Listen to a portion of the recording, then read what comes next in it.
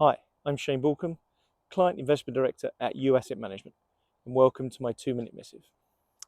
The central banks have spoken, and it feels a little bit like being in an echo chamber, not from their previous meetings, although all three central banks of the Bank of England, Federal Reserve, and European Central Bank chose to pause rates again, but it feels a little bit more like 2021 and sort of repeating history there. Now, in 2021, we had rising inflation. The data suggested that, but we had central banks failing to act quickly enough, pinning their hopes on that it was going to be a temporary phenomenon. Now we're in 2024 and we have rapidly falling inflation, pushing close to the 2% targets of the central banks. And again, central banks reluctant to act, wanting more data. Now the problem is the blunt tool of interest rate hikes and cuts have a lagged effect.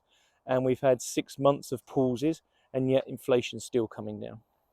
Encouragingly though, from the minutes from those meetings of Bank of England, Federal Reserve and the European Central Bank, we are seeing hints of cuts are going to be coming. In fact, the Bank of England's voting committee, we had actually one member voting for a rate cut.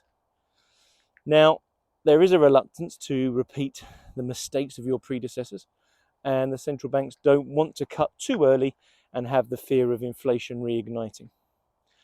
However, there's an analogy that interest rate hikes take the stairs, whereas interest rate cuts take the elevator down.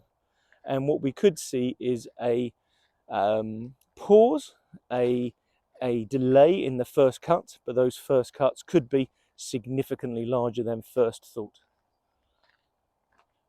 These views are my own, and before making any decisions, please seek advice from your financial advisor. Thank you.